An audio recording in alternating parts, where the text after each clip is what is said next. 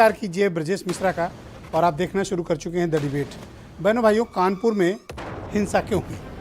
क्या पुलिस के पास proper intelligence नहीं था? क्या इंटेलिजेंस इनपुट नहीं थे? और उसके बाद कई घंटों तक कानपुर की गलियों में जिस प्रकार की हिंसा हुई, पूरी दुनिया ने वो वीडियो देखे। ये पुलिस की एक बड़ी नाकामी थी। इसे रोकने में सफल क्यों नहीं हुई पुलिस? प्रशासन क्या करता रहा? और लखनऊ में बैठे अधिकारी इस स्थिति को क्यों नहीं समझ पाए थे? और उससे भी बड़ा एक सवाल, ये popular front of India that is PFI, ये क्या भला है? आजकल अक्सर हर हिंसा में उसका नाम आता है PFI। तो इस संस्था पर कोई कार्रवाई क्यों नहीं भारत की सरकार या उत्तर प्रदेश की सरकार करती है? इस पर न तो प्रतिबंध लगाया जा रहा है, न इस पर कोई कठोर कार्रवाई हो रही है। लिहाजा हर हिंसा के पीछे चाहे CAA हो या उसके बाद के हों या फिर अब कानपुर, नाम PFI का आ रहा है। या आप हाथरस याद करिए, उस वक्त भी इसका नाम आया था, लेकिन कभी भी इस संस्था के खिलाफ कोई ऐसी कार्रवाई नहीं हुई कि जिससे ये संस्था को खत्म किया जा सके। आज हम इन सभी मसलों पर एक साथ इस पर चर्चा को आगे बढ़ाएंगे। बहनों भाइयों, कानपुर के हिंसा के दृश्य बड़े विचलित करने वाले थे, बड़े चिंतित करने वाले थे। एक समाज के रूप में हम किस प्रकार से रह रहे हैं? एक सभ्य समाज में इस प्रकार की हिंसा का कभी स्थान नहीं होना चाहिए।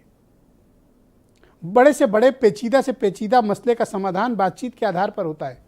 डेमोक्रेसी में शांतिपूर्ण तरीके से अपनी बात रखने का अधिकार सबको है, लेकिन हिंसा का सहारा लेना गलत है। बापू के देश में हिंसा, इससे बड़ा घोर अनर्थ क्या हो सकता है? जिस महान इंसान ने हमें अहिंसा का मायने समझाया, दुनिया को समझाया, उसके देश में हिंसा की कोई जगह हो सकती है? नहीं होनी चाहिए। हिंसा किसी भी समस्या का समाधान नहीं हो सकता है। हमेशा बातचीत के आधार पर डेमोक्रेटिक तरीके से विरोध दर्ज कराए जाने चाहिए। लोकतंत्र में विरोध एक मजबूत पक्ष होता है। हर व्यक्ति को, हर संस्था को, हर पार्टी को विरोध दर्ज कराने का प्रॉपर अधिकार है, लेकिन हिंसा फैलाना किसी भी तरीके से उचित करार नहीं दिया जा सकता। हिंसा गलत थी, गलत है और गलत रहेगी। इसमें विफलता किसकी है? इंटेलिजेंस फेल्योर किसका है? एडमिनिस्ट्रेटिव फेल्योर किसका है? पुलिस सिस्टम का फेल्योर किसका है? अभी मैं डिबेट करने आ रहा था, तब थोड़ी देर पहले मुझे वीरेन जी ने बताया कि कानपुर की कलेक्टर नेहा शर्मा को हटा दिया गया है। तो क्या नेहा शर्मा अकेले गुनहगार थी? वहां तो कमिश्नरेट है, लॉ एंड ऑर्डर कलेक्टर कहाँ थी? नहीं होता, मसला ही नहीं है। वो काम तो कमिश्नर ऑफ पुलिस का है, CP का है। तो उन लोगों के खिलाफ कार्रवाई क्यों नहीं हो रही है? वहां के DCPs के खिलाफ कार्रवाई क्यों नहीं हो रही है, जो फील्ड में ही नहीं जाती थी? बड़े अफसरों को क्यों छोड़ा जा रहा है? और उससे ही बड़ी बात, व्हाट इज PFI? कभी आप लोग सिमी का नाम सुनते रहे होंगे। सिमी के समूल नष्ट होने के बाद एक नई संस्था खड़ी हुई है, popular front of India, that is PFI। हर हिंसा के पीछे आप मीडिया में इस संस्था का नाम सुनते होंगे।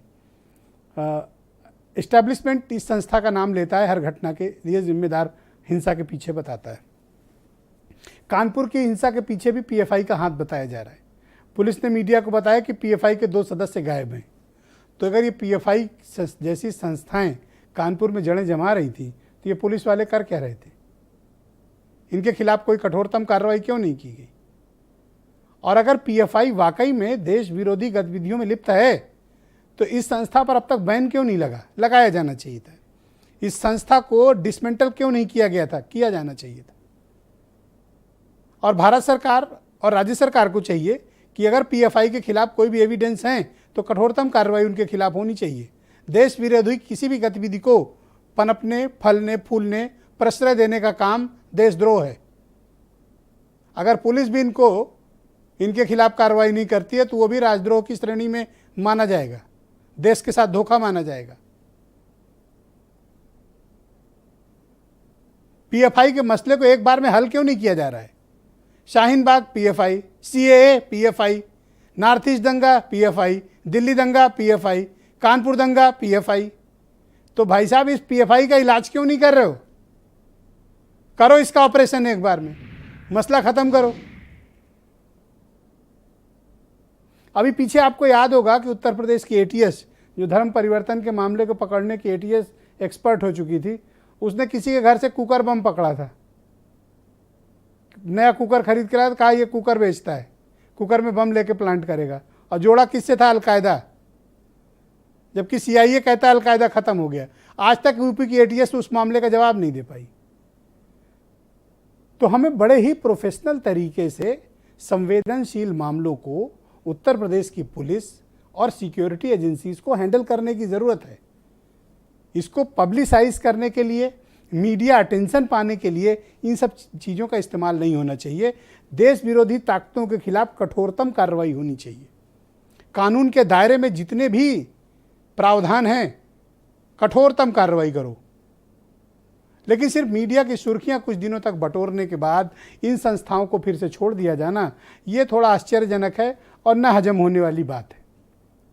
मैं फिर से कहता हूं कि बापू के इस देश में हिंसा के कोई स्थान नहीं होना चाहिए, न किसी जाति, धर्म, पंथ, मजहब, दल, संगठन, कहीं भी नहीं।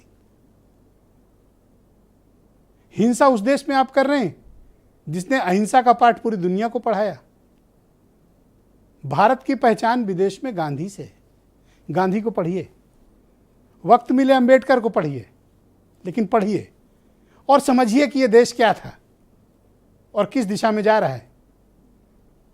और सिक्योरिटी एजेंसीज को भी ये समझने की जरूरत है कि मीडिया हेडलाइन के चक्कर में अपना प्रोफेशनलिज्म मत भूलो, अपने कर्तव्य मत भूलो, अपने दायित्व मत भूलो, अपनी जिम्मेदारियां मत भूलो। कानपुर के गुनहगारों पर कठोर कार्रवाई हो, उनकी तत्काल गिरफ्तारी करने की जरूरत है। लेकिन कानपुर की पुलिस कार्रवाई करने के बजाय मीडिया में उसे दूसरे ढंग से प्रचारित करने की कोशिश कर रही। यह तरीका बहनों भाइयों खतरनाक है। मैं फिर चेता रहा हूं आपको, किसी को कोई प्रॉब्लम है, कोई समस्या है, किसी बात पर आपत्ति है, शांतिपूर्ण तरीके से, डेमोक्रेटिक तरीके से धरना प्रदर्शन करिए, अपने विरोध दर्ज कराइए, ज्ञापन दीजिए, कानून की परिधि में जितनी भी कठोर कार्रवाई हो सब करिए, लेकिन हिंसा बिल्कुल नहीं होनी चाहिए। और पुलिस अपना प्रोफेशनलिज्म बिल्कुल न भूले, क्योंकि उत्तर प्रदेश पुलिस लगातार अपनी साख खराब करती जा रही। कुछ बयान सुनिए आप। कानपुर के उपद्रव के पीछे गहरी साजिश की बू आ रही है और उसके अंदर जो भी दोषी पकड़े जाएंगे या जो पुलिस की पकड़ से बाहर होंगे तो उनको पकड़ने के लिए जो कानूनी कार्रवाई करना है वो कर रही है पुलिस। लेकिन कानपुर में जो दंगा करने की कोशिश करने वाले तत्व हैं उनको पकड़ करके उनके खिलाफ कठोरतम कार्रवाई करने के लिए जो भी आवश्यक कदम होगा नियम के दायरे में उठाया जाएगा। इसकी तैयारी तभी से शुरू हो गई थी जब ये चुनाव अखिलेश यादव जी हार गए थे। तो ये पीएफआई के लोग और ऐसे लोग जो नहीं चाहते कि भारतीय जनता पार्टी सत्ता में आए, केंद्र में हो या प्रदेश में, वो ऐसे हथकंडे अपनाते हैं, ऐसी कार्रवाइयां करते हैं कि समाज में बेवजह से फैले, झगड़े हों, दंगे हों, अशांति हो, ताकि ये विकास रुक जाए और हम ये कहें कि देखो ये तो कुछ कर नहीं पा रहे हैं, इनके यहाँ तो दंगे ही होते हैं। इसीलिए ये किया गया है और प्री प्लान्ड है। मुसलमान गया था, अब गलती की, जुलूस नहीं निकालना चाहिए, लेके जा रहा था, लेकिन पत्थर तो ऊपर से आए ना, उसकी वीडियोस मौजूद है।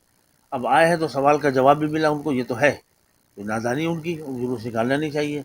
गलतियाँ तो बराबर से हुई हैं, इसमें कोई दो नहीं, लेकिन इसी तरीके से जो है वो गिरफ्तारी भी बराबर से होनी चाहिए। अपनी नाकामियों को छुपाने के लिए जब 3 तारीख को माहौल खराब था, ये बात प्रशासन को मालूम थी, पुलिस को मालूम थी, तो उस वक्त वहाँ पुलिस क्यों नहीं मौजूद थी? पुलिस वहाँ मौजूद होती, शायद ये ऐसा घटना ना होती जो कानपुर में हुई है 3 तारीख को।